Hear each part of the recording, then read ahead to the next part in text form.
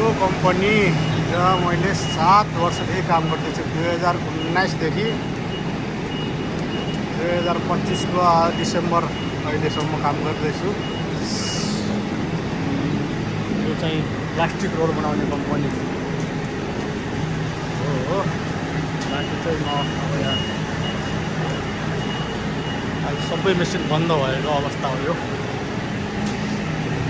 हेर्नुहोस्।